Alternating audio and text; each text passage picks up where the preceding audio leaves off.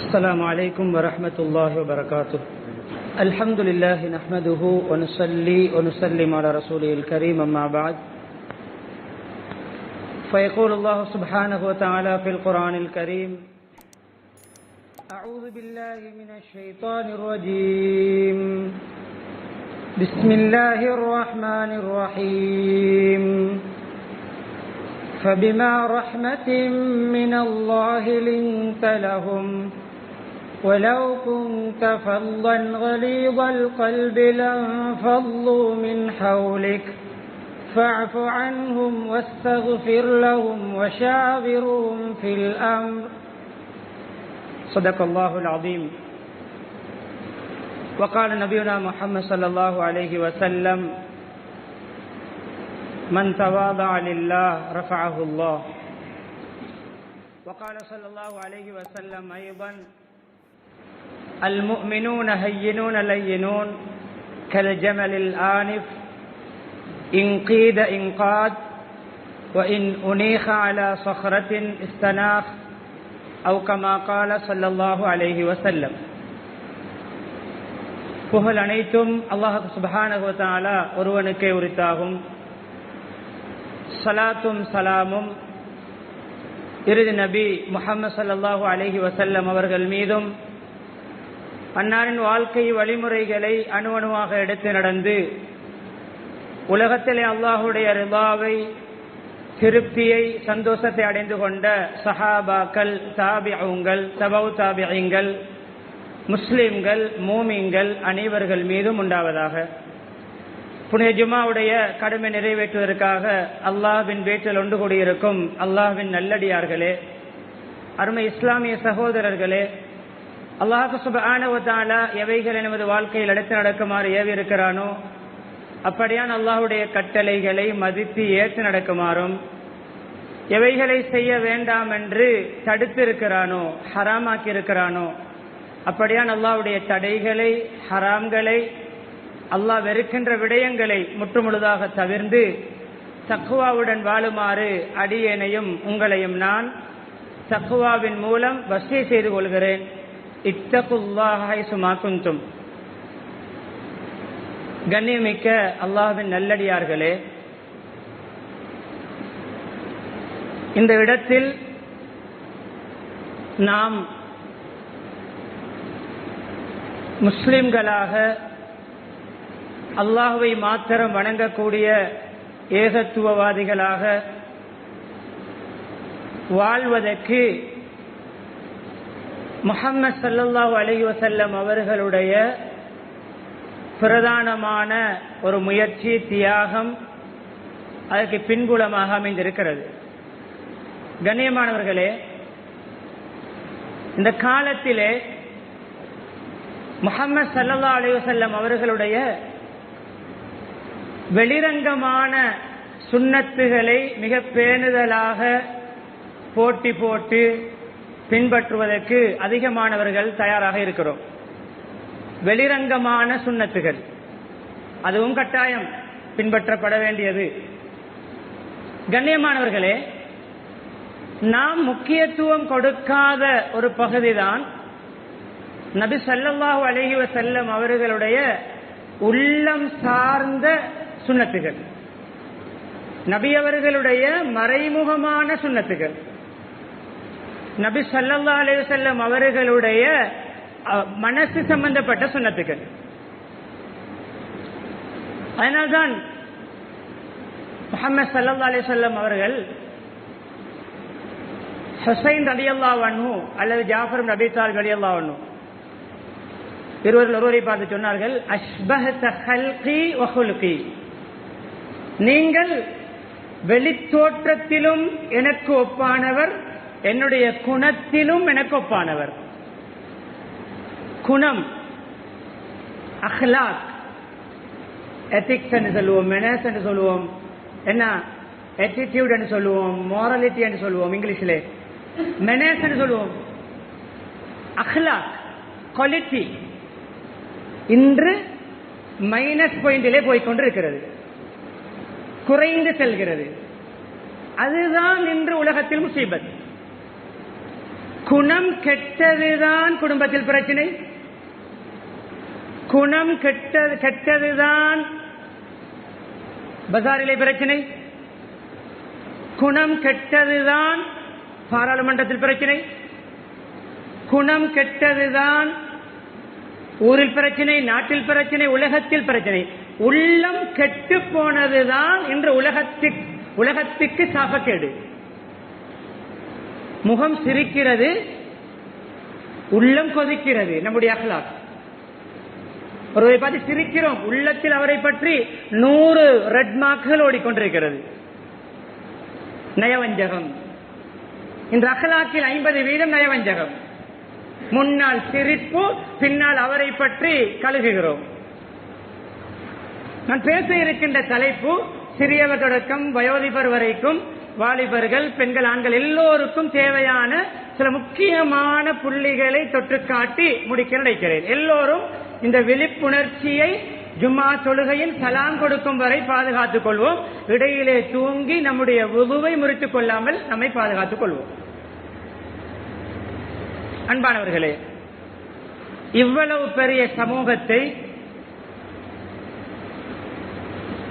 23 வருடத்தில் ஆண்டுகளில் 1,24,000 ஒவ்வொரு நபிமார்களுடைய எண்ணிக்கைக்கும் ஒருவர். உலகத்திலே நபிமார்களுடைய வருகை அன்னளவாக 1,24,000. ஒவ்வொரு நபிக்கும் ஒருவரை உருவாக்கிவிட்டு போனார்கள் முஹம்மது ஸல்லல்லாஹு அலைஹி வஸல்லம். 23 வயது ஆயுளில், நபித்துவ ஆயுள். எதை பாவித்தார்கள்? எதை பாவித்தார்கள்? ஆயுதத்தை பாவித்தார்களா என்று ஒரு கேள்வி வந்தால், ஆயுதத்தை நீட்டி இஸ்லாத்தை ஏற்றுக்கொள்ள வைத்த வரலாறுகளை பெரும்பாலும் தேடினாலும் கிடைக்காது. முஹம்மது ஸல்லல்லாஹு அலைஹி வஸல்லம் வாளுக்கு பயந்து, தாக்குதலுக்கு பயந்து, உயிருக்கு பயந்து இஸ்லாத்துக்கு வந்தவர்கள் நிலைக்க மாட்டார்கள். பண்பாடு, அஹ்லாக் என்ற ஆயுதத்தை பாவித்தார்கள். நோவாத ஆயுதம், நோகாத ஆயுதம். பல்லை கலட்டும் பொழுது திமிக்கின்ற அந்த மருந்தை அடிக்காமல் கலட்டுவதற்கும் திமித்த மருந்தை அடித்துவிட்டு கலட்டுவதற்கும் வித்தியாசம் உண்டு. நல்லா இருக்கின்ற பல்லை கூட கலட்டலாம், ஒருவருக்கு இடித்து குத்தி. அப்படி பல்லை கலட்டுவதுதான் ஆயுதத்தை காட்டி இஸ்லாத்துக்கு எடுப்பது. நோயாளி ஒருவருடைய பல்லை நோகாமல் கலட்டுவது போன்றுதான் பண்பாடு. இரண்டும் பல் கலட்டுவதுதான், ஆனால் வித்தியாசம், முறை வித்தியாசம். ஒன்று ஆபத்து, இன்னும் ஒன்று ஆரோக்கியம். நாம் ஒருவருக்கு இடித்து பல்லை உடைப்பது ஆபத்து, விபத்து. நோயாளி ஒருவருடைய பல்லை வைத்தியர் கலட்டுவது ஆரோக்கியம், சிகிச்சை. இது போன்றுதான் அஹ்லாக்கை காட்டி இஸ்லாத்துக்கு எடுப்பதும், நம்முடைய தீவிர போக்கை காட்டி இஸ்லாத்துக்கு எடுப்பதும். அது முறையே இல்லை. பிற மதத்தவர்கள், மாற்று மதத்தவர்கள் வைராக்கியத்திலே, குரோதத்திலே அந்த கருத்தை பரப்பினாலும் அது திட்ட தெளிவான பொய், திட்ட தெளிவான பொய். பண்பாடு, அஹ்லாக். தன்னுடைய வாளை தனக்கே நீட்டிய நபரை கூட மன்னித்தார்கள். இதுதான் இஸ்லாம். மரத்துக்கு கீழே தூங்கிக் கொண்டிருக்கிறார்கள், தன்னுடைய வாளை கொலிக விட்டு வந்தார் ஒருவர். தூக்கத்தை பயன்படுத்தி தூங்கும் பொழுது முகமது தலையெடுக்கலாம், நீட்டினார் வாளை. மூமின்களை, விசுவாசிகளை எந்த நேரத்திலும் தூக்கத்திலும் அல்லாஹ் பாதுகாப்பான் என்பதற்கு ஒரு சிறந்த சான்று. அல்லாஹ்வை நம்பியவருக்கு அல்லாஹ் போதுமானவன் என்பதற்கு ஒரு சிறந்த சான்று. விழிப்பை கொடுத்தான் அல்லாஹ், யாரும் எழுப்பவில்லை. வாளை எடுப்பதற்கும் உருகுவதற்கும் சத்தம் பெரிதாக வராது. விழிப்பை கொடுத்தான், விழித்தார்கள். மையம்னாவுக்கு மின்னி என்றான், என்னுடைய வாள் வெட்டை விட்டும் தாக்குதலை விட்டும் உங்களை காப்பாற்றுபவர் யார்? அல்லாஹ் என்றார்கள். கை நடுங்கி கீழே விழுந்தது. அவர்கள் கையில் எடுத்தார்கள். எடுத்தவுடன் பேசுவதற்கு நேரம் இருக்குமா? என்னுடைய வாளை என்னுடைய கழுத்துக்கே நீட்டிய உன்னை நான் சும்மா விடலாமா என்று வைராக்கியம் துடிக்கும். உண்மையிலே பழிக்கு பழி வாங்கலாம். தன்னைத்தானே பாதுகாத்துக் கொள்வது தலையாய கடமை. கண்ணியமன் அப்படி இருந்தும் தன்னுடைய வாளை தனக்கு நீட்டியவன் கை நடுங்கி வாள் கீழே விழுந்து அந்த வாள் தன்னுடைய கைக்கு வந்து அவன் நிராயுதபாணியாக நிற்கின்ற பொழுது கூட குன் கைர ஆஹித், வாள் ஏந்துபவர்களிலே நீங்கள் நல்லவராக நடந்து கொள்ளுங்கள் என்று அவர் சொன்னார். அந்த வார்த்தையை பாருங்கள். அவருடைய யார் யாரெல்லாம் உலகத்திலே வாள் ஏந்துகிறார்களோ, வாளை பிடித்தார்களோ, அப்படியானவர்களில் நல்லவராக நீங்கள் நடந்து கொள்ளுங்கள் என்று நபி அவர்களுக்கு அவர் சொன்னார். என்றால் என்ன தெரியுமா? என்னை வெட்டி விட வேண்டாம், என்னை கொன்று விட வேண்டாம், என்னை பழிக்கு பழி வாங்கி விட வேண்டாம். ஒரு அக்ரிமெண்ட் தருகிறேன், உங்களுக்கு நான் ஒரு ஒப்பந்தம் செய்கிறேன், ஒரு வாக்கு தருகிறேன். என்ன தெரியுமா? இதற்கு பின்னால் நான் இஸ்லாத்துக்கும் முஸ்லிம்களுக்கும் விரோதமாக எந்த கட்டத்திலும் எந்த நடவடிக்கையும் எடுக்க மாட்டேன். இதுதான் கண்ணியமானவர்களே அஹ்லாக். அபூ ஜஹல் போன்றவர்களை அபூ தாலிப் போன்றவர்களாக மாற்றும் முயற்சி. அபூ ஜஹலுடைய வைராக்கிய குணம், குரோத குணம், அகங்கார குணம், பழிவாங்கும் குரோத பேச்சு, அப்படிப்பட்டவர்களை அபூபக் உமர் ரலியல்லாஹு அன்ஹு அவர்கள் போன்று மாற்ற முயற்சிக்க வேண்டும். முடியாத பொழுது அபூ தாலிப் போன்றாவது மாற்றி அனுப்ப வேண்டும். ஃபிரௌன் போன்று மாற்றிவிடக் கூடாது.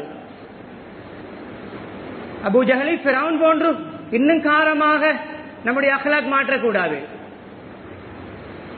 கண்ணியமானவர்களே, இந்த நிகழ்வினூடாக நான் சொல்ல வந்த என்ன தெரியுமா? இஸ்லாம் வாளால் பரவுகின்ற மார்க்கமாக இருந்தால் நபி அவர்கள் அவரை மன்னித்து விட்டிருக்க முடியாது. அவருடைய தலையை கீழே போட்டு விட்டுத்தான் மறுபேச்சு. இந்த இடத்திலே அபூ ஜஹல் போன்று வைராக்கியமும் குரோதமும் வஞ்சகமும் முஹம்மது ஸல்லல்லாஹு அலைஹி வஸல்லம் உடைய கழுத்தையே வெட்டுவேன் என்ற குரோதத்தோடு அலைஞ்சவனை முஸ்லிம்களுக்கு சார்பாகவும் முஸ்லிம்களுக்கு சாதுவாகவும் முஸ்லிம்களோடு சகவாழ்வு பேணக்கூடியவராகவும் மாற்றியதற்கு நபி அவர்கள் பாவித்தது அஹ்லாக், குணம் சார்ந்த ஆயுதம். இதுதான் இன்று தேவை. ஹிஜ்ரத்துடைய பயணம் இது முதலாவது முஸ்லிம்களுக்குள் தேவை. அதுக்கு பின்னால் தான் அவுட் ஆஃப் முஸ்லிம். இன்று நம்முடைய சிலருடைய போங்க என்ன தெரியுமா? சகவாழ்வு என்ற பெயரில் பிறரோடு அஹ்லாக், முஸ்லிம்களோடு குரோதம். முஸ்லிம் அல்லாதவர்களோடு அஹ்லாக்கை அள்ளி கொட்டுகிறார். சொந்த மனைவியோடு கீரியும் பாம்பும், சொந்த பெற்றோரோடு காபிர்களை விட பகை. அதுவல்ல இஸ்லாம். முஸ்லிம்கள் முதலாவது. முஸ்லிம்களிடத்திலே உண்மையான அஹ்லாக் உள்ளவர் தான் மன தூய்மையுள்ள சகவாழ்வை பேணுவார். முஸ்லிம்களை ஒதுக்கிவிட்டு மற்றவர்களை நெருக்குகின்றவர் நயவஞ்சகராக நடித்துக் கொண்டிருக்கிறார். அது யாராக இருக்கலாம், எவராக இருக்கலாம். ஒன்று தன்னுடைய பட்டத்தை பாதுகாக்க, அல்லது தன்னுடைய பதவியை பாதுகாக்க, அல்லது தன்னுடைய பிசினஸ் பொருளாதாரத்தை பாதுகாக்க, அல்லது தன்னுடைய உத்தியோகத்தை ஜப்பை பாதுகாக்க, அல்லது தன்னுடைய கம்பெனியை ஃபேக்டரியை பாதுகாக்க, அல்லது தன்னுடைய கௌரவத்தை பாதுகாக்கத்தான் அந்த சகவாழ்வை தவிர அஹ்லாக்கான சகவாழ்வு அல்லது. ஏன்? முஸ்லிம்களோடு 0, மற்றவர்களோடு 100. பிழை. இதுவும் பிழை. அஹ்லாக் எல்லோருக்கும் பொதுவானது. ஆனால் முஸ்லிம்கள் முதலிடம். முஸ்லிம்களை வெட்டி மற்றவர்களை ஒட்டச் சொல்வது இஸ்லாம் அல்ல. ஹிஜ்ரத்துடைய பயணம். இந்த பாதை பாதுகாப்பான பாதை, இந்த பாதை பாதுகாப்பற்ற பாதை.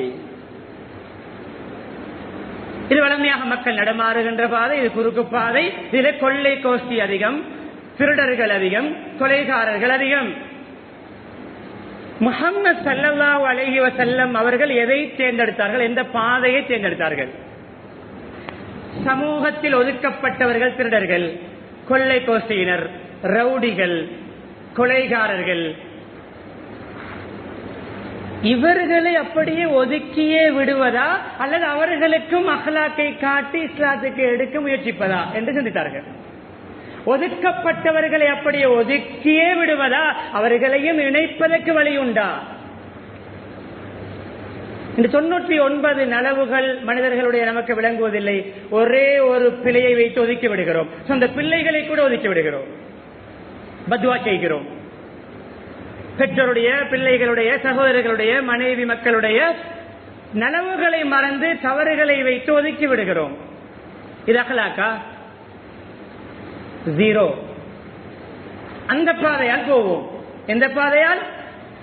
கொள்ளை கோஷ்டிகள் உள்ள பாதை, வழிப்பறை கொள்ளையர்கள் உள்ள பாதை. 2 பேர் வந்தார்கள்.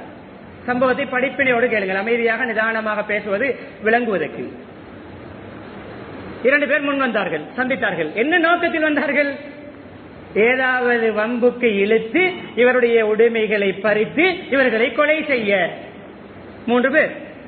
அபூபக்கர் ரலியல்லாஹு அன்ஹு, அப்துல்லாஹ் இப்னு உரைக்கித் என்ற ஒரு மாற்று மத சகோதரர், வழிகாட்டி. யார் தெரியுமா? கைட். ஹிஜ்ரத்துடைய கைட் யார் தெரியுமா? ஹிஜ்ரத் பயணம் பயந்தோடிய பயணம் அல்ல. ஹிஜ்ரத் பயணம் உயிருக்காக தலைமறைவாகிய பயணம் அல்ல. அல்லாஹ்வுடைய கட்டளை போனார்கள். அப்படி பயந்தோடுகின்ற பயணமாக இருந்தால் வீட்டை ரவுண்ட் அப் பண்ணி இருக்கும் பொழுது புராக் வாகனத்தை அனுப்பி அல்லாஹ் மேலே எடுத்திருக்க வேண்டும்.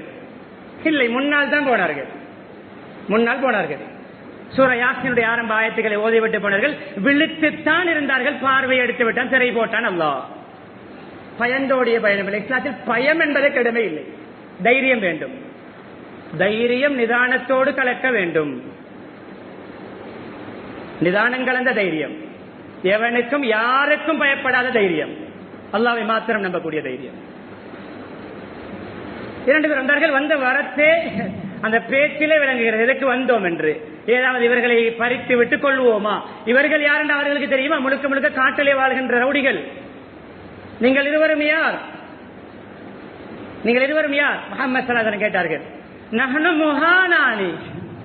இருவருக்கும் பெயர் ஒன்றுதான், பெயரையே சொல்லவில்லை, அவருடைய பட்ட பெயரை சொல்கிறார்கள். என்ன பட்ட பெயர்? நாங்கள் சமூகத்தில் கீழ் சாதிகள். தங்களை பற்றி அறிமுகப்படுத்திய அந்த அறிமுகம் என்ன? பயோடேட்டா, ஃபுல் நேம் முதலாவது ஃபில் பண்ண வேண்டியது. Full name முஹான். முஹான் என்றால் இழிவானவர்கள், கீழ் சாதிகள், செகண்ட் ஆனவர்கள், second class, third class, low class. அவர்கள் சொன்னது நபியர்கள், அவர்கள் அவர்களை பற்றி சொன்னது. நபி ஸல்லல்லாஹு அலைஹி வஸல்லம் இந்த இடத்தில் உதுஉ இலா சபீலி ரப்பிக பில் ஹிக்மா வல் மௌஇலத்தில் ஹஸனா, நுட்பத்தை, ஸ்கில்லை, ஸ்கில்ஸ் என்ற நுணுக்கத்தை, நுட்பத்தை பாவித்து தாவத்து கொடுங்கள், அழைப்பை முன்வையுங்கள், இஸ்லாத்தின் பக்க மக்களை தூண்டுங்கள் என்று அல்லாஹ் சொல்கிறானே, அந்த ஆயத்தை அமல் செய்கிறார்கள். பில் ஹிக்மா, நுட்பமான முறையில் நுணுக்கத்தை கையாண்டு இந்த இடத்தில் இவர்களுக்கு பேச வேண்டியது இவர்களுடைய பெயரை பற்றி. தன்னை கேவலமான ஒரு தாழ்வு மனப்பான்மையோடு வைத்துக் கொண்டிருக்கிறார்கள். நாங்கள் ரவுடிகள், நாங்கள் திருடர்கள், நாங்கள் கொள்ளை கோஷ்டியினர், நாங்கள் வழிப்பறி கொள்ளையர்கள், நாம் மண்கொள்ளை அடிப்பவர்கள் என்று தன்னை பற்றியே ஒரு கீழ்சாதி எண்ணத்தோடு, அந்த மைண்ட் செட்டோடு வாழ்கிறார்கள். சைக்காலஜிக்கலாக இவர்களோடு எப்படி பேச வேண்டும்? பல் அந்துமா முக்ரமா, பல் அந்துமா முக்ரமா, தன்னை பற்றி நான் கேவலமானவன் என்று சொல்லுகின்ற இருவரை பார்த்தும் நபியோர்கள் சொன்னது இல்லை, நீங்கள் இருவர்களும் கௌரவமானவர்கள். எப்படி வார்த்தை!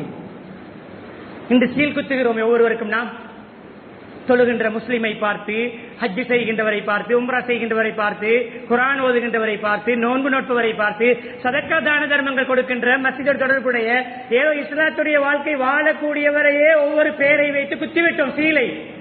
காட்டிலே தொழுகிறார்களா? குர்ஆன் என்றால் என்னவென்று தெரியுமா? திக்ர் என்றால் என்னவென்று தெரியுமா?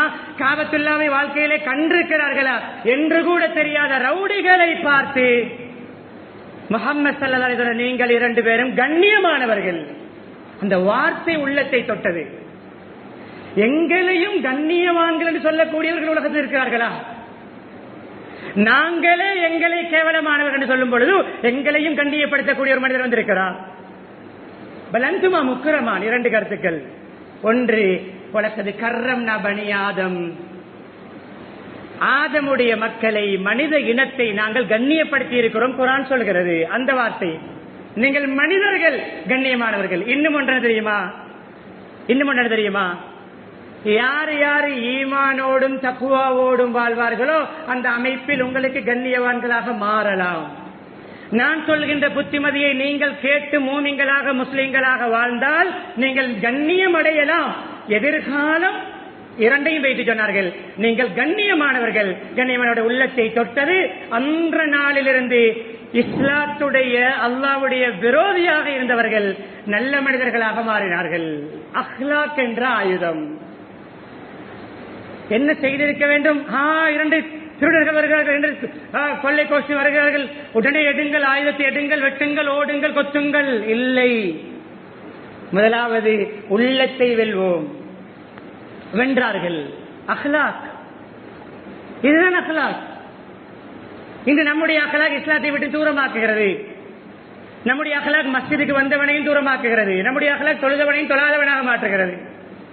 நம்முடைய அஹ்லாக் சிரித்தவனையும் சிரிக்காமல் மாற்றுகிறது. நம்முடைய அஹ்லாக் சலாம் சொன்னவனையும் சலாம் சொல்லாமல் மாற்றுகிறது. அஹ்லாக் தலைகீழாக. உமைர் இப்னு வஹப் சுருக்கமா விடயத்தை சொல்கிறேன். வாளிலே நஞ்சை பூசிக்கொண்டு மக்காவிலிருந்து மதீனாவுக்கு பயணிக்கிறார். வரும்பொழுது முகம்மதுடைய தலையோடு வருவேன், நவுது பில்லா. அவருடைய டார்கெட் நபியருடைய தலை. சஃப்வான் கண்ட்ராக்ட் கொடுத்தார். கண்ட்ராக்ட் கொடுத்தவர் யார்? சஃப்வான். ஃபண்ட் பண்ணினார், நிதி உதவி செய்து போக்குவரத்து செலவும் போய் வரும் வரைக்கும், அல்லது போய் வர கிடைக்காவிட்டால் பிள்ளைகள் குடும்பத்துடைய செலவு எல்லாம் என்னுடைய பொறுப்பு. ஃபண்ட் பண்ணி நிதி உதவி செய்து முகம்மதுடைய தலையோடு வா, நவுது பில்லா. காபத்துல்லாவுக்கு பக்கத்தில் உரையாடல் நடக்கிறது. கண்ட்ராக்ட் பொறுப்பெடுக்கிறார், வருகிறார். முஹம்மது ஸல்லல்லாஹு அலைஹி வஸல்லம் அவர்களுக்கு அல்லாஹ் ஏற்கனவே அறிவித்து விட்டான், இப்படி சஃப்வான் என்பவன் உமைர் என்பவனிடம் கண்ட்ராக்ட் கொடுத்திருக்கிறான் உங்களுடைய தலையை. அவன் நஞ்சு பூசப்பட்ட வாளோடு வந்து கொண்டிருக்கிறான் என்று செய்தியும் கொடுக்கப்பட்டு விட்டது. இந்த இடத்தில் நபி அவர்களுடைய ஈமான், தவக்குல், யகீன், தைரியம். அடுத்தது அஹ்லாக். வாளிலே நஞ்சை பூசிக்கொண்டு வருகிறானாம். தோண்டுங்கள் பங்கரை, பங்கருக்குள் போக போகிறேன். சுத்தி வர செக்யூரிட்டி போட்டு போர்டரிலே மால் போட்டு மதீனாவுடைய போர்டரிலே வைத்து அவருடைய தலையை எனக்கு கொண்டு வந்து காட்டுங்கள் என்று ஆள் வைக்கவில்லை. அஹ்லாக் என்ற ஆயுதத்தை பயன்படுத்தி பார்ப்போம். உமர் ரலியல்லாஹு அன்ஹு அவர்கள் சூரத்திலே கண்டு விட்டார்கள். உமர் ரலியல்லாஹு அன்ஹு அவர்களும் யார்? வாளை ஏந்திக் கொண்டு முகம்மதுடைய தலையோடு வருவேன் என்று போனவர்கள் தான். அங்கும் நபியோடைய அஹ்லாக். தாருல் அர்கமுக்கு வந்தார். அந்த அர்கமுடைய வீட்டிலே அங்க வந்தபொழுது உமர் வந்திருக்கிறார். நபியர்கள் ஒளியவில்லை, ஓடவில்லை, பாதுகாப்பு போட்டுவிட்டு உள்ளே ஒளிந்திருக்கவில்லை. இந்த காலத்தில் அதிகாரிகளும் பொறுப்புதாரிகளும் தலைவர்களும் ஏசி ரூமில் ஒளிவது போன்று ஒளியவில்லை, அல்லது வெளிநாட்டுக்கு ஓடவில்லை, அல்லது போனை ஓபன் பண்ணி விட்டு தூங்கவில்லை. தைரியம். முன்னால் வந்தார்கள். உமர் அல்ல எவன் வந்தாலும் நான் அதைவிட பெரிய வீரன். உமர்களுடைய இரண்டு ஷோல்டர்களையும் இன்னும் ஒரு கருத்தில் இடுப்பை பிடித்து, யார் உமர்? மாவீரர். உமர் என்ற பெயருக்கே மக்கா நடுங்கும்.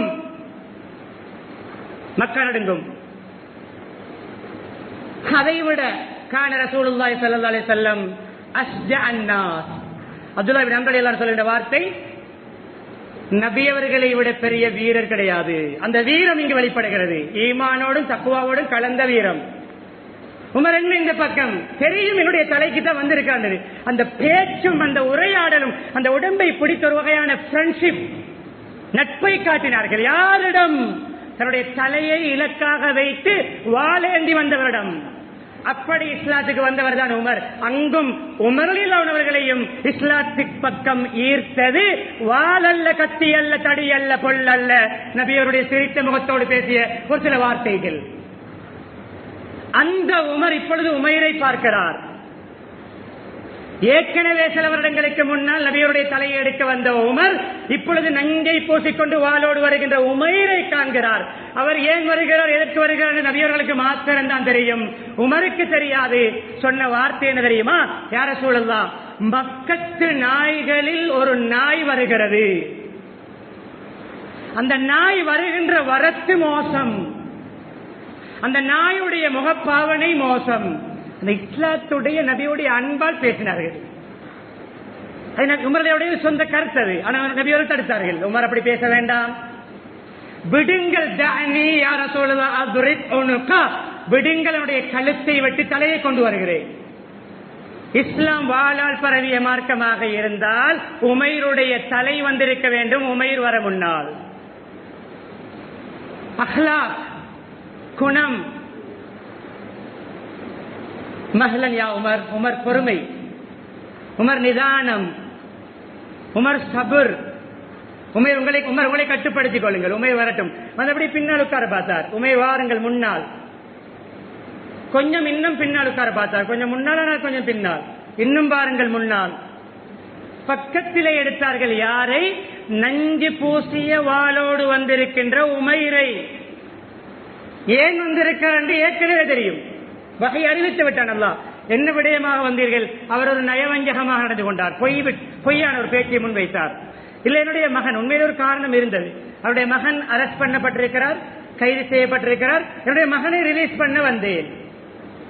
உமேர், அப்படியா? உண்மையை சொல்லுங்கள். இல்ல, அதுதான் காரணம். மகனை ரிலீஸ் பண்ண வந்தேன். இல்லை, உண்மையை சொல்லுங்கள். நீங்களும் சஃப்வானும் மக்காவிலே காபத்துல்லாவுக்கு பக்கத்திலே சஃப்வான் உங்களிடம் என்னுடைய தலையை பொறுப்பு தரவில்லையா? அதற்கு பண உதவி செய்யவில்லையா? உங்களுடைய கடன்களை, கொடுக்கல் வாங்கலை, குடும்ப பொறுப்பை எடுக்கவில்லையா? நீங்கள் வாளில் நஞ்சை பூசிக்கொண்டு வரவில்லையா? எந்த சிசிடிவி கேமராவும், எந்த சேட்டலைட்டும், எந்த இன்டர்நெட்டும், எந்த 3Gயும் 4Gயும் இல்லாத காலம், எந்த ரெக்கார்டரும் இல்லாத காலம், எந்த நவீன சாதனங்களும் இல்லாத காலம். பக்கத்திலே பேசும் பொழுது யாரும் இருக்கவில்லை. இதை உண்மையிலே அல்லாஹ் தான் அறிவித்துக் கொடுத்திருப்பான். ரலியல்லாஹு அன்ஹுவாக மாறி செல்கிறார். அஹ்லாக், குணம், குணம் மாற்றும். என்ன அஹ்லாக்? அவரை சபையிலே நெருக்கமாக வைத்தது. மஸ்ஜிதுக்குள்ளே எடுத்திருக்க கூடாது அல்லவா? நம்முடைய அஹ்லாக் படி ஒதுக்க வேண்டும் அல்லவா? நாம் ஊரிலே ஒதுக்குகிறோம், சிலரை குடும்பத்திலே ஒதுக்குகிறோம், சில தவறுகளை வைத்து. அவர்களை பற்றி கடிதங்கள் எழுதி வாசிக்கிறோம், நோட்டீஸ் அடிக்கிறோம், பேஸ்புக்கில் எழுதுகிறோம், வாட்ஸ்அப்பில் எழுதுகிறோம், எல்லா சமூக வலைத்தளங்களிலும் அவர்களுடைய குறையை எழுதி கொட்டுகிறோம். நம்முடைய அஹ்லாக், நம்முடைய குணம் ஒதுக்குகின்ற, சமூகத்திலிருந்து புறந்தள்ளி வைக்கின்ற, சமூகத்திலே அவர்களை எந்த தொடர்பும் இல்லாமல் வைக்கின்ற உரிமை நமக்கு கிடையாது. ஆனால் யாரோடு சேர்ந்தால் நாம் அல்லாஹ்வுக்கு மாறு செய்வதற்கு காரணமாக அமைவார்களோ அவர்களுடைய நட்பை துண்டிக்க வேண்டும், அது இஸ்லாம். ஆனால் யாருடைய தவறை வைத்தும் குறையை வைத்தும் ஒதுக்கி ஒதுக்கி ஒதுக்கி இன்னும் அவர்களை கெட்டவர்களாக மாற்றக்கூடாது. மாற்று மத சகோதரர்களை கூட நபியர்கள் ஒதுக்கவில்லை. எப்படி முஸ்லிம்களை ஒதுக்கலாம்? கண்ணியமானவர்களே, முடிக்க நினைக்கிறேன். இறுதியாக இன்னும் ஒரு நிகழ்வை சொல்லி முடிக்கிறேன். இறுதியான நிகழ்வு. இந்த இறுதி நிகழ்வோடு நான் ஆரம்பத்தில் ஒரு குர்ஆன் ஆயத்தையும் ஆரம்பத்தில் சொன்ன 2 ஹதீசுகளையும் நான் நினைக்கிறேன். ஃபபிமா ரஹ்மத்தின் மினல்லாஹி லின்த லஹும். நபியே, ரசூலே ஸல்லல்லாஹு அலைஹி வஸல்லம், நீங்கள் அல்லாஹ்வுடைய கிருபையினால் சொஃப்டான மனிதர். அல்லாஹ்வுடைய கிருபையினால், சொஃப்ட்னஸ் என்று சொல்வது அல்லாஹ்வுடைய கிருபை. மிருதுத்தன்மை, இரக்கத்தன்மை, இலகிய மனம், கல் நெஞ்சம் இல்லாத தன்மை, வைராக்கியம் இல்லாத தன்மை, குரோதம் இல்லாத உள்ளம் அல்லாஹ்வுடைய ஒரு பாக்கியம். அல்லாஹ்வுடைய கிருபையினால் நீங்கள் மிருதுவாக நடக்கிறீர்கள். நீங்கள் கடின சித்தம் உள்ளவராக, இறுக்கமான மனசுள்ளவராக, காரசாரமான வார்த்தைகளை மக்களுக்கு பேசக்கூடியவராக இருந்திருந்தால் உங்களை விட்டும் வெறண்டோடி இருப்பார்கள். ஆனால் நேர் மாற்றமே, காந்தத்தின் பக்கம் இரும்பு துண்டுகள் வந்து ஒட்டுவது போன்று நபியவர்களுடைய அந்த வாழ்க்கையோடும் நபியவர்களோடும் இஸ்லாத்துடைய விரோதிகளே ஒட்டிக் கொண்டார்களே. நபியவருடைய தலையை எடுக்க வந்தவர்களே ஒட்டினார்களே. எந்த அளவு ஒட்டினார்கள்? இன்னும் ஒரு விரோதி கொலை முயற்சிக்கு வரும் பொழுது அவருடைய தலையை எடுக்க முயற்சித்தார்களே, உமையுடைய தலையை எடுக்க உமர் முயற்சித்தது போன்று. ஆனால் நபியவர்கள் விடவில்லை. அதே போன்று லம் ஃபது மின் ஹவ்லிக் ஃபஅஃபு அன்ஹும்.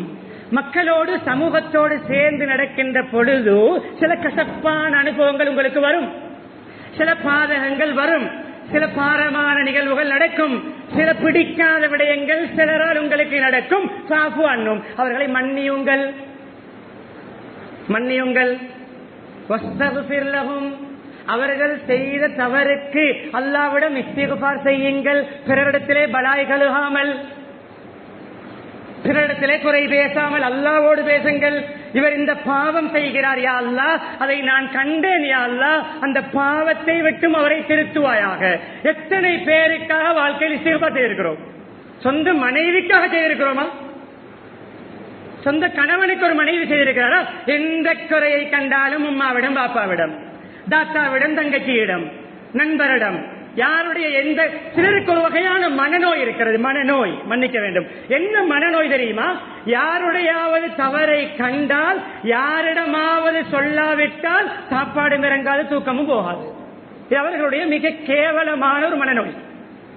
குறைந்தபட்சம் வாட்ஸ்அப்பிலாவது யாருக்காவது இரவு 1 மணியாக இருந்தாலும் வாட்ஸ்அப்பிலாவது யாருக்காவது மெசேஜை அனுப்பிவிட்டுத்தான் தூக்கம் போகும். அது ஒரு வகையான மனநோய். அந்த மனநோயை விட்டு நம்ம எல்லாம் பாதுகாப்பானாக. இஸ்திக்ஃபார் செய்யுங்கள். நபி அவர்கள் சொல்கிறார்கள், நமக்கும் தான். எப்படி அல்லாஹ் சொல்கிறார்? வஷாவிர்ஹும் ஃபில் அம்ர், ஒவ்வொரு துளி துளியாக, ஒவ்வொரு நொடி நொடியாக, ஒவ்வொரு கட்டமாக, இதை இப்படி செய்யுங்கள், அதை அப்படி செய்யுங்கள், இந்த இடத்தில் இப்படி பேசுங்கள், அந்த இடத்தில் அப்படி பேசுங்கள் என்று வஹீ இறங்குகின்ற காலம், வஹீ இறை செய்தி இறங்கி வழிகாட்டப்படுகின்ற காலம். நபி அவர்களுக்கு அல்லாஹ் சொல்கிறான், அந்த சஹாபாக்களோடு உங்களுடைய விடயங்களிலே மஷூரா செய்யுங்கள், தனி முடிவெடுக்க வேண்டாம். One man show, one man show. யாரிடம் இருக்குமோ அவருடைய முடிவு மோசமாக அமையும். யாருடைய கருத்தை மதிப்பதில்லை, யாருடைய பேச்சை மதிப்பதில்லை. நான் தான் தலைவர், நான் தான் அதிகாரி, நான் சொல்வதைத்தான் கேட்க வேண்டும், என்னுடைய முடிவை தான் செயல்படுத்த வேண்டும் என்றால் குர்ஆனுக்கு மாற்றமாக எதிர்நீச்சல் அடிக்கிறார் அவர். மஷூரா பண்ணுமாறு வஹீ இறங்குகின்ற நபியவர்களுக்கு அல்லாஹ் சொன்னான். மக்களுடைய கருத்தை எடுங்கள், மற்றவருடைய ஒப்பீனியனை மதிங்கள், மற்றவர்களிடமும் ஆலோசனை கேளுங்கள் என்று யாருக்கு? வஹீ இறங்குகின்ற நபி அவர்களுக்கு. நபித்துவத்திலிருந்து எத்தனையோ வருடங்கள் பின்னால் இருக்கின்ற நமக்கு தனிப்போக்கில் போகலாமா? முடியாது. முடிக்கிற ஆயத்தை, ஹதீஸ் ஆயத் முடியவில்லை, நான் ஓதிய அளவு முடிந்தது. கண்ணியமானவர்களே, இந்த பண்பாடுகள் எல்லாம் சுருக்கி எடுத்து ஒரு குடைக்கு கீழே வருகிறது. அதுதான் பணிவு என்ற குடை. பணிவு தன்மை யாரிடம் இருக்குமோ அவருடைய மக்களாக்கு இருக்கும், யாருடைய மக்களாக்கு இல்லையோ அவருடைய பணிவு இருக்காது. பணிவு தன்மை தான் நபியுடைய பிரதானமான ஆயுதம். ஹதீஸை முடித்து இன்னொரு ஹதீஸ், மூமின்கள் என்றாலே ஹய்யினூன் லையினூன், சொத்தானவர்கள், மிருதுவானவர்கள், பிளெக்சிபிளானவர்கள், அடம் பிடிக்காதவர்கள், திமிருத்தனம் இல்லாதவர்கள், என்ன நட்டிய கான்கிரீட் தூணை போன்ற ஆடாமல் அசையாமல் அப்படியே நிற்க மாட்டார்கள், அடம் பிடிக்க மாட்டார்கள், மக்களோடு நளினமாக வளைந்து விட்டு கொடுத்து போவார்கள், பணிந்து போவார்கள். நான் நேராகத்தான் போவேன், நான் நெஞ்சை நிமித்துக் கொண்டுதான் போவேன், நான் வரும்பொழுது மற்றவர்கள் தான் சலாம் சொல்ல வேண்டும், நான் வந்தால் மற்றவர்களெல்லாம் எழுந்து நிற்க வேண்டும், நான் வந்தால் மற்றவர்கள் தான் சைட் தர வேண்டும், நான் என்னுடைய பாட்டில் போவேன் என்று அகங்காரத்தோடு போக மாட்டார்கள். சொத்தானவர்கள், மிருதுவானவர்கள், கல்ஜமலில் ஆணி, கடிவாளம் விடப்பட்ட ஒட்டகம் போன்று, கட்டுப்படுகின்ற ஒட்டகம் போன்று, எங்கு இழுத்தாலும் ஈடுபட்டுக் கொண்டு போகும். இங்காத இங்கா, இழுத்து செல்லப்பட்டால் இழுபட்டு செல்லும். ஒரு கட்பாறையிலே கட்டப்பட்டால் அந்த கட்பாறை கருகிலே அவருடைய பாட்டிலே உறங்கும். மூமின்களுடைய பணிவுத்தன்மை, விட்டுக் கொடுக்கின்ற பண்பு.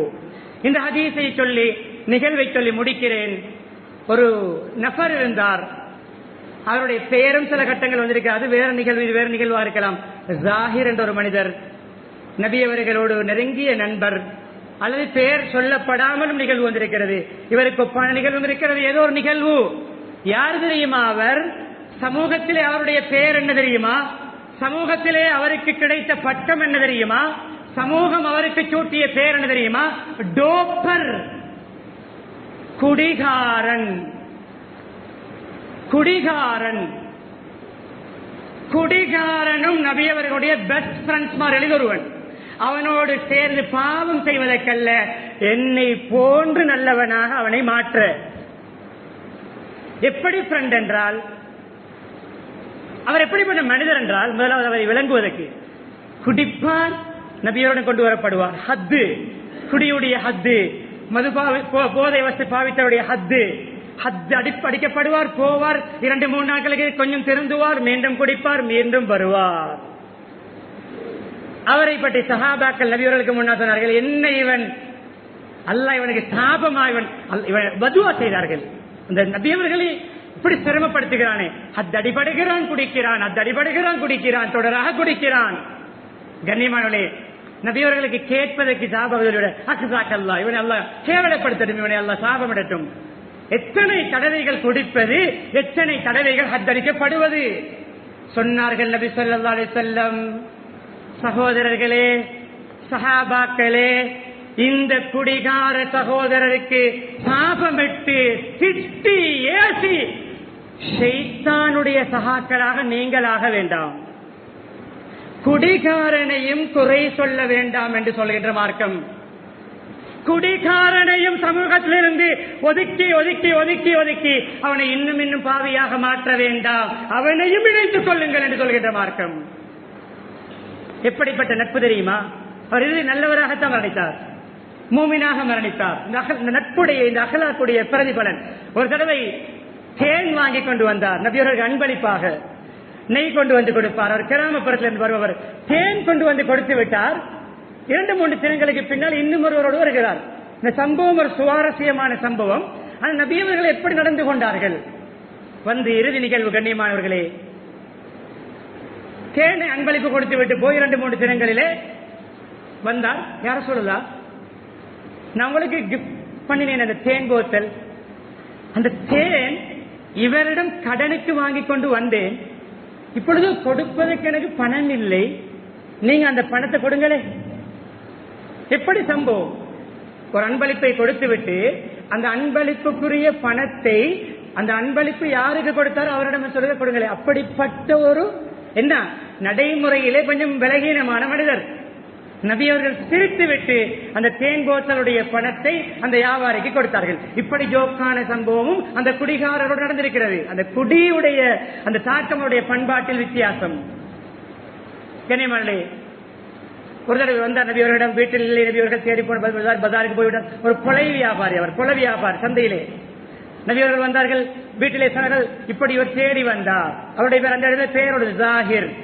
போனார்கள், போய் வியாபாரம் செய்து கொண்டிருக்கிறார்.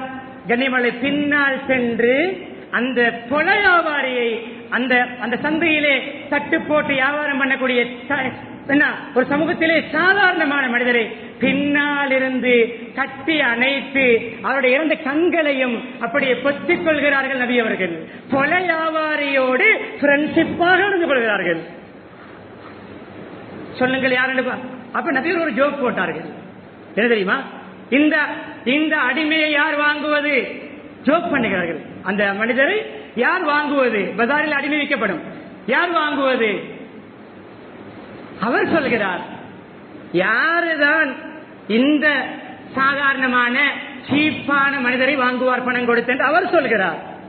அப்பொழுது நபி ஸல்லல்லாஹு அலைஹி வஸல்லம் சொன்னார்கள், இல்லை, நீங்கள் உங்களை பற்றி தரக்குறைவாக நினைத்தாலும் நீங்கள் அல்லாஹ்விடத்திலே பெருமதியானவர், நீங்கள் அல்லாஹ்விடத்திலே பெருமதியானவர்.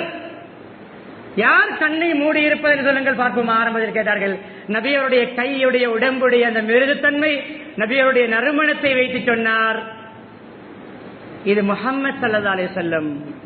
கண்ணியமான பாவம் செய்யக்கூடிய மனிதர், சீப்பான மனிதர், ஒரு கொல வியாபாரி, அவரோடே அவ்வளவு உயர்ந்த கண்ணியமான நபி அவர்கள் பணிவாகவும் பண்பாகவும் மிருதுவாகவும் நடந்து கொண்டார்கள் என்றால் இதுதான் இன்று நமக்கு முதல் கடமை, பண்பாடு. எனவே பண்பாட்டை முயற்சி தடைவோம்.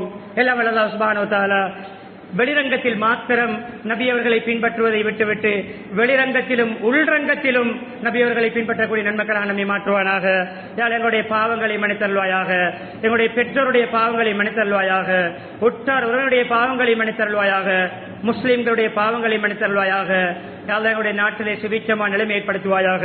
இஸ்லாத்துக்கும் முஸ்லிம்களுக்கும் பாதுகாப்பான சிநேகிதமான ஒரு தலைமைத்துவத்தை உண்டு பண்ணுவாயாக. ஆட்சி முறைமையை உண்டு பண்ணுவாயாக. இஸ்லாத்தை முஸ்லிம்களையும் பாதுகாப்பாயாக. கண்ணியமாக வாழ வைப்பாயாக. ஒற்றுமையாக வாழ வைப்பாயாக. இஸ்லாத்தை முஸ்லிம்களையும் பற்றி நல்ல அபிப்பிராயத்தை அனைவருடைய உள்ளங்களிலும் போடுவாயாக. இஸ்லாத்தை பற்றிய காழ்ப்புணர்ச்சிகளையும் வெறுப்புணர்வுகளையும் குரோதங்களையும் வஞ்சகங்களையும் அனைவருடைய உள்ளங்களிலிருந்தும் கலட்டுவாயாக. இஸ்லாமிய பண்புகளை நமக்கு தருவாயாக. ஈமாவுடன் வாழ்ந்து கலிமாவுடன் வர்ணிக்கக்கூடிய பாக்கியத்தை நம் அனைவருக்கும் தந்தருள்வாயாக. வ ஆகிரு தாவானா அனில் ஹம்துலில்லாஹி ரப்பில் ஆலமீன்.